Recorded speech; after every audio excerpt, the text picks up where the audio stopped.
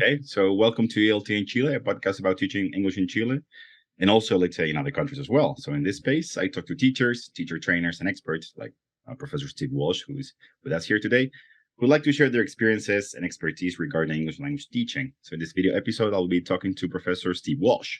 So Steve Walsh is a professor of applied linguistics and the director of the postgraduate research in the School of Education, Communication and Language Sciences at Newcastle University. Professor Walsh holds a bachelor's degree in French and Management Studies, a master's degree in linguistics and English language teaching, and also a PhD in applied linguistics.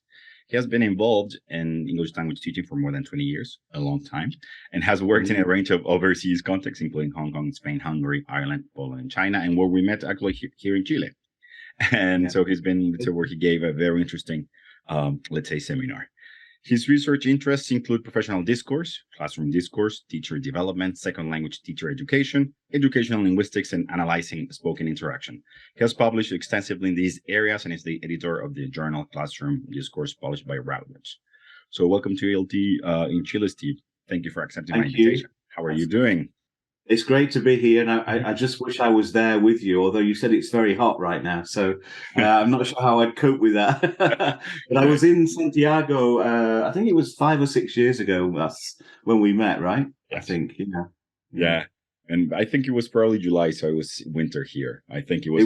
It was so strange for me, coming from the Northern Hemisphere, to see the trees were turning like brown and yellow, and the leaves were falling off. And in my, I've never seen that before in July.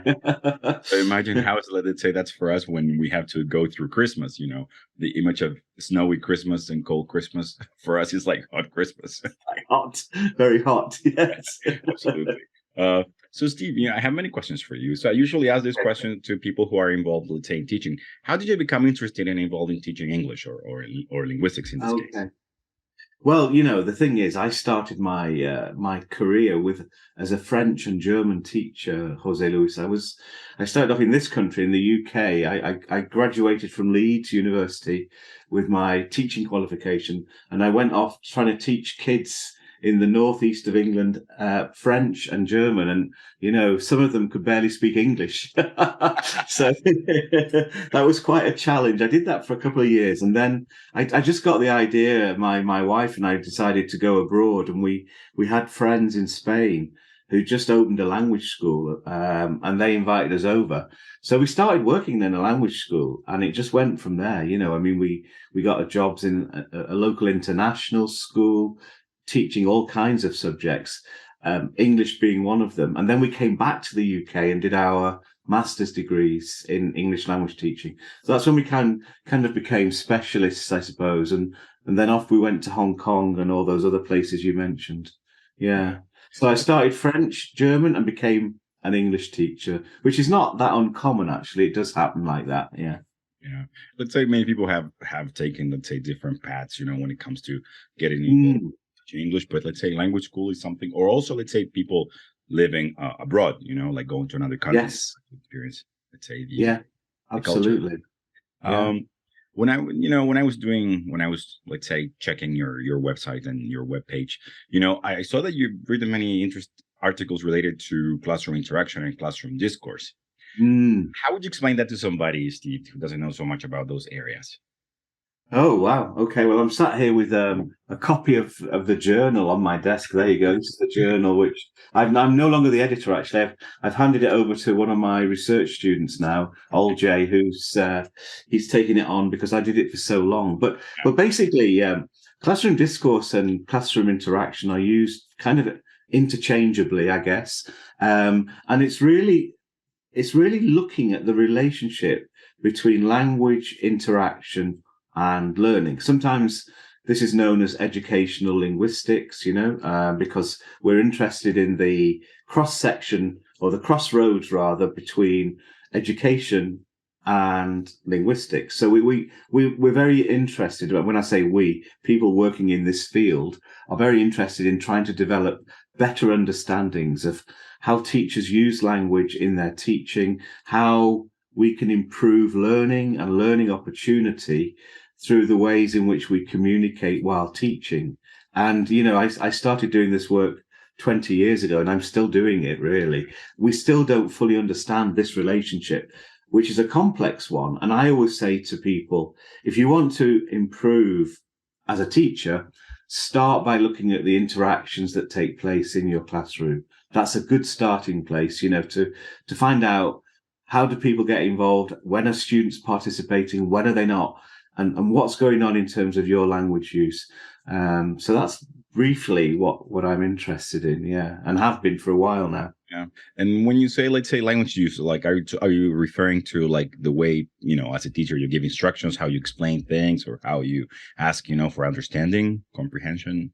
Absolutely. All of that. I mean, I suppose when we think about a language classroom, there are 3 or 4 main types of interaction that take place according to what we're trying to do. So one of them is elicitation. We ask a lot of questions, right? So elicitation, we can improve the ways in which we ask questions. Another one is repair. We correct errors. So error correction is another kind of area of interest. But it's really about kind of getting a closer understanding of this. And I developed a framework called SET, Self-Evaluation of Teacher Talk, which allows you to study your talk based on short recordings and try to make improvements. That's the idea. Yeah. You see, the problem is most teachers, when they try to improve, and we're always trying to improve because that's what we do, right? They focus on their knowledge of language. So, especially for people who don't speak it as a first language, teachers are very conscious of the way in which they use English, and also their pedagogic skills, their methodology, the way they teach. So there's those 2 key strands in the classroom, and they are important. I'm not saying that. But there's a third one, which we call classroom interactional competence, which is about your ability to use interaction as a tool for creating learning opportunities. And it's things like creating space for learning, reducing your teacher echo, increasing, space so that students can actually have a chance to talk, that kind of thing. That's what we're interested in. And my colleague here, Paul Seedhouse, has done a lot of work on this as well. And my work is really, his is descriptive. Mine is more about helping teachers and helping teachers to improve their practice, really. Yeah. It's very interesting. It's something that we tend to take for granted, the way we communicate. Yeah. And also, let's say, something like, let's say you mentioned how teachers, let's say, feel about their own, say, English language skills, if they feel really confident about them. And how did you, let's say, become interested in, let's say, I don't know, researching or writing about classroom discourse? Was there like a sort of, I don't know, epiphany or revealing moment when you say like... Yeah, it kind of started when I became a teacher trainer. I started getting involved in teacher education when I was in Hong Kong. And I spent a lot of time observing my student teachers. These are people just beginning. Yeah. And so going around classrooms in Hong Kong and watching them teach and trying to work out what's going on here, because some of them were very successful at creating a kind of busy, engaged classroom atmosphere where everyone was busy and doing things, and others were not so good at it. And it wasn't always about their ways of using materials or methodology. It was very often about the ways in which they interacted and communicated. And that was the start of it. And that led to a PhD, really. My PhD was all about that. I know you're starting one. Well, I did this one like some years ago now. And I've been lucky that I've been able to use the work I started 20 years ago, and I'm still kind of linked to that work. So it's been a long process of trying to build up more knowledge, but yeah, that's how I got into research, and I've enjoyed every minute, Yeah. And let's say, well, you mentioned 2 things, like maybe successful and not so successful, let's say, classroom interactions. What would you, maybe, I don't know, maybe this is difficult to answer, but how would you classify maybe a successful interaction? What would be something that would be maybe that it's going to elicit something, let's say, better? Yeah. Well, it's a very simple one, this, actually. It's not so difficult. We talk about the work I do here with my colleagues, and I've written about this. when I say classroom interaction or competence, it's basically any interaction that creates opportunities for learning to take place. So, for example, let's say you're trying to set up a classroom discussion and you want your students to engage in a kind of dialogue or debate, but you keep asking them yes, no questions, right? So those questions will actually minimize opportunities for them to get involved. You're closing the door on the interaction. If you ask WH questions, more open questions, you're going to get longer answers, you're going to get more engagement, better participation. So it's a very simple thing, that one, but it's quite true that very often we restrict learning and learning opportunity through the way in which we use language. And we can simply change that by asking different types of questions, by allowing more wait time. We typically wait less than 1 second when we've asked a question. We need to increase that to give students a chance, Absolutely. Yeah, those are the kinds of things we look at. Yeah. Yeah. And let's say, and this is something that you've been researching, let's say, for, like you said, for many years. And once you, let's say, communicate or talk to a teacher about this, like, how do teachers, let's say, react? Do they say like, oh, I hadn't realized that, or that's something I was not aware of? Yeah, absolutely. But once you make them aware, they very quickly change. And what I advocate a lot is the use of what I call snapshot video recordings. These are very short. I mean, we can all make a video recording with our phone, right? So you can walk in to any classroom, you can record yourself quite easily. You want 2 or 3 minutes, and then just look at the way in which you use language and look at your interactions. You'll notice all kinds of things, especially if you use the framework that I devised or other kind of tools like this that help you reflect. I mean, it's not rocket science, but people don't think about it because they're focused so much on the students, the teaching aids, the materials, the language. Yeah, exactly. And that gets kind of forgotten. Yeah. Yeah. Well, I mean, I think, we can learn a lot from those, let's say, interactions, which, like you said, I mean, those are, let's say, pretty basic. And like you said, I think I was part of a research that you were developing with Sandra Morales. I remember because she recorded some of my sessions, and it was like you said, snapshots. And actually, I mean, they were very useful because it was like, oh, that's the way I'm explaining that. Maybe that's why it was too difficult. Maybe I was using the language was too hard, or maybe it was too easy. But let's say it was a very interesting thing to see. I know that you've also, let's say, studied some different types of interaction in the workplace. Can you tell us a little bit about that? Like maybe how people interact in other settings? Sure. I mean, I've looked mainly in healthcare settings, doctor-patient interview, doctor-patient consultations, or also dentists working with dentists. And dentists don't have much interaction because your mouth's wide open and you can't really talk, but that kind of thing. But also we've looked at business meetings, any place where communication is important, which is everywhere, and developing understandings of how we look at micro context. We don't just look at the business meeting. We divide the business meeting into different stages, and we look at different stages and see how the interaction varies. You can be brilliant at making a presentation, but you might be very poor at managing a meeting, for example. So there are two different things. Or asking questions, or giving instructions to your colleagues. So every workplace requires appropriate use of language, and it can be studied, and improved always. Yeah. And is there, let's say, I mean, I when I was, let's say, also checking your research, there was the creation of a corpus. Is that something that because I mean, I really enjoy corpus linguistics, and that's one of my research, focuses. So what are you doing with that? Well, we finished it now about 5 or 6 years ago. The Newcastle University Corpus of Academic Spoken English, NewCase. It's a 1 million word corpus of seminar talk in different subject areas. So we've got 3 faculties here, and each faculty has 6 or 7 different schools. So we got data from each of the different faculties, different subject areas. And what we're interested in here, and we're still working on this, is the relationship between language interaction and learning again, but how does it vary from one subject to another? So if you're looking at an engineering seminar, and you compare the way in which language is used in that seminar with, say, education or applied linguistics, you're going to find it quite different.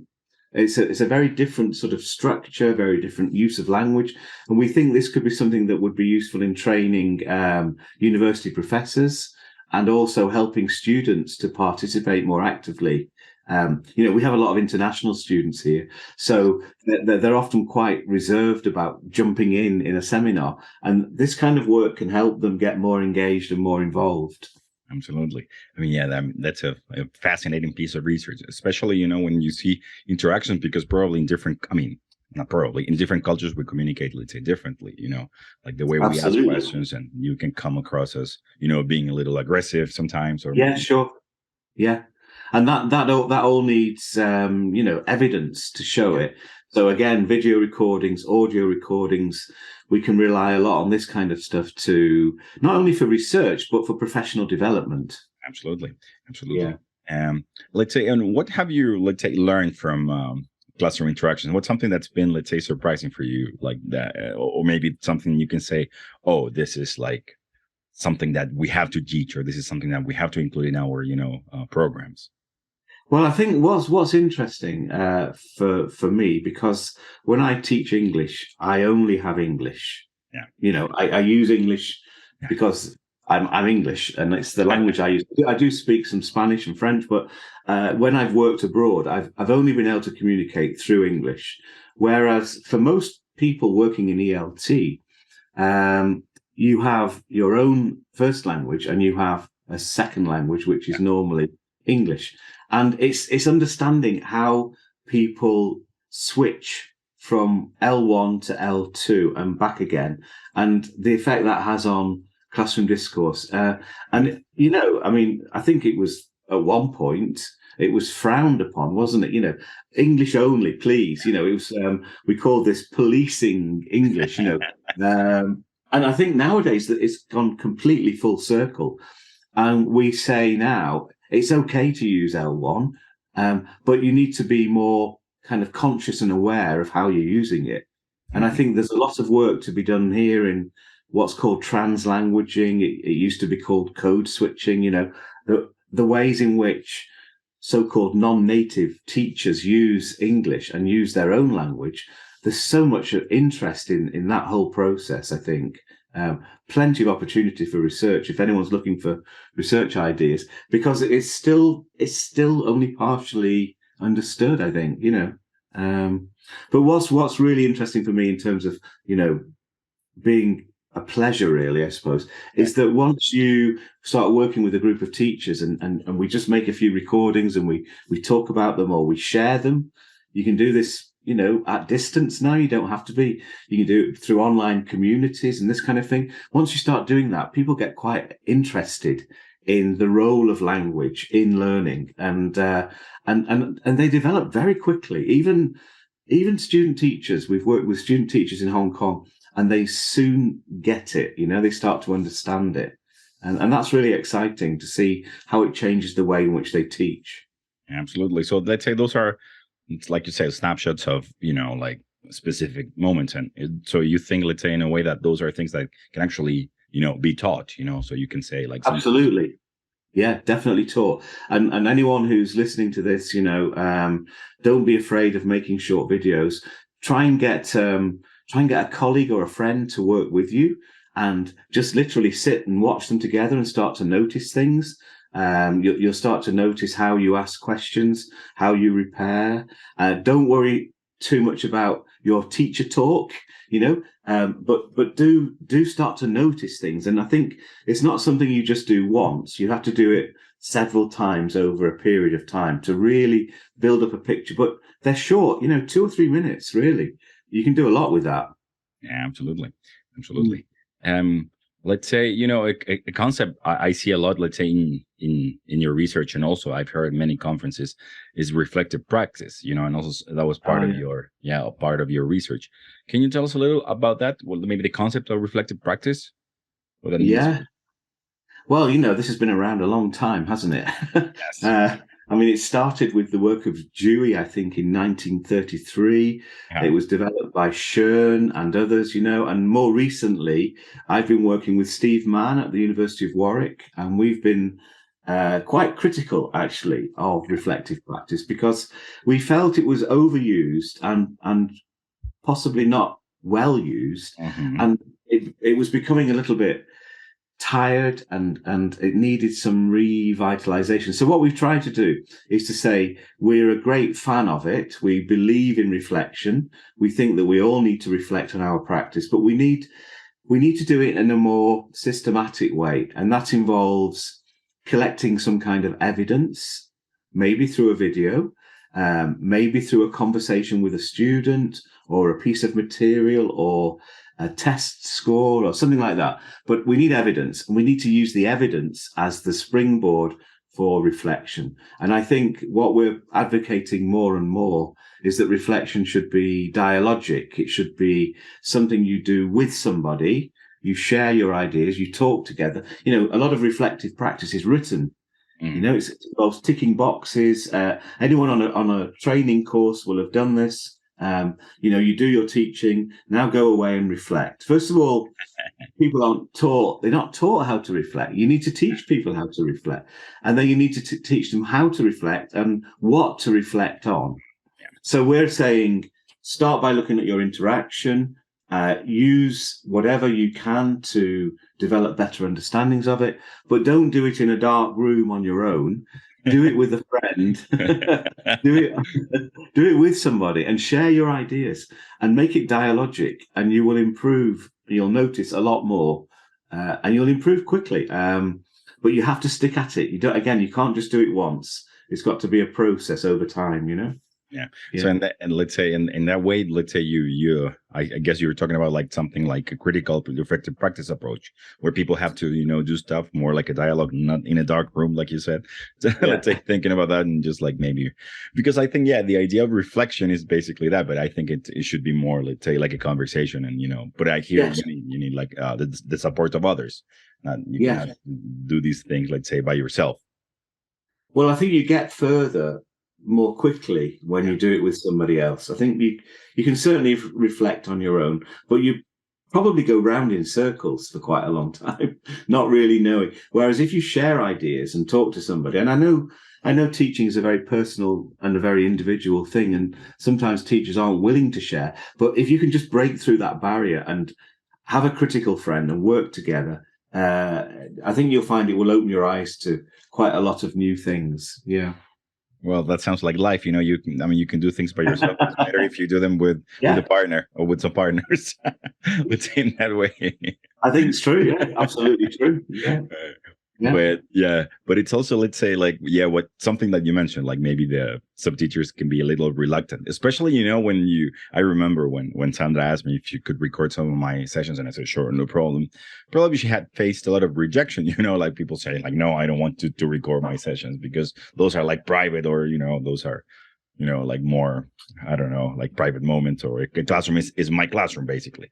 Absolutely. But if you can develop, trust with people, and even, these days it's difficult to get people together in a room at the same time, but you can do a lot of work like this online, and you can create what we call a professional learning community, a PLC, where you share your videos and you have conversations about them. I've done 2 projects like this, including the one that you were in, and it really is quite developmental in terms of you make progress more quickly. Yeah. And also, let's say another concept that I've seen a lot is like, of course, everybody likes to do research, but the concept of the idea of action research, I've seen it, let's say, in many different projects. Let's say, what's important for you of action research, on teaching? Well, I mean, I think they're very closely linked. Our view of reflective practice and action research are almost inseparable, because they involve small scale local research with a small r, not a big R. It's not something you're going to publish. It's something you're going to keep small and local and fairly private, but it's something that will help you develop your practice and improve as a teacher. It requires some data, some evidence, and it requires usually some kind of way of sharing and talking about it. So it's kind of very closely linked to what we're calling dialogic reflection, really. An action research project is something that's finite. It has a beginning, a middle, and an end, and you know when it's done. So you can time limit it. You could do it over one semester or 6 months or something like that. But the point is that you work with one or two other people, and it's for you. The research is intended for you, not to be broadcast more widely, and that should make it less intimidating, I think. Absolutely. But yeah, I mean, it makes a lot of sense because in a way, we're always trying to, integrate like new activities or try to innovate. Innovation is also a big word, in education. Yes. And I think it's at times like that when you introduce a new course book or some new material, or there's been a change in the curriculum. These are the times when you really want to do more reflection and share your ideas with people. I'm not saying it's something we do every week or every month, but it's at critical times when there's some new development. Maybe Chile introduces a new English language curriculum and there might be new materials and new exams. That's the time when you want people to be reflecting and talking, But not in a dark room, but maybe in a coffee. Not in a dark room, definitely. Yeah, but I mean, and those things, let's say that makes a lot of sense. Especially at schools when projects are they can be smaller and they can have let's say a big impact, on teaching. Like I don't know, having a workshop or doing things for a semester. I think those things are very interesting, and they change in a way in the language is taught. For example, in the case of English here in Chile. Absolutely. And I think there's a great sort of trend if we can sort of keep it going for where teachers become researchers of their own practice. And it makes the job more interesting. It makes it more fun and more enjoyable. And I think, to sort of teach for 30 or 40 years, which some teachers do, obviously, without actually trying to find out what's going on in your classrooms and sharing those ideas. I think it's quite hard to do that, actually. I think you need this kind of prop to keep you motivated and interested. Yeah. Yeah, absolutely. And Steve, are there any resources or, that you can suggest for teachers, that are watching, listen to this podcast? I can share them, on our website. If there is something that you would like to share with us. I can send you a few things. Yeah, I can send you a few things that we've done here and we've written. I've got a couple of other podcasts which we could share as well, which might be of interest, where I'm talking about some of this stuff in more detail, if people are interested. And I'm always open to email. I'd better be careful, Hunter. I don't know how many people listen to this stuff, but if people want to get in touch with me, then just email me. I don't know have you got my email address there? Yeah, I can also, let's say, add it. I can also just add it. I'm always open to people sending. I get emails from all over the place, people asking me questions, and I'm very happy to do that as well. And maybe one day I'll be able to get back to Chile and meet some of your network. Absolutely, that would be great. I remember you had a very good time here. I did. It was so enjoyable. I really didn't want to come back, and I said to Sandra, she's now in the UK now. Yeah. Of course, I really wanted to plan a second visit, but anyway, there might be opportunities in the future. Absolutely. Who knows? Absolutely. Yeah, but let's say the idea of this podcast, of course, is also, let's say that, like trying to close the gap between, like this idea that people have of university researchers and schools, like probably. I know. Yeah. I think we need to bring that closer together because we can, we learn a lot from the people we work with. We really do. And we rely on that, but it's not, I don't want to do research to people. I want to do research with people.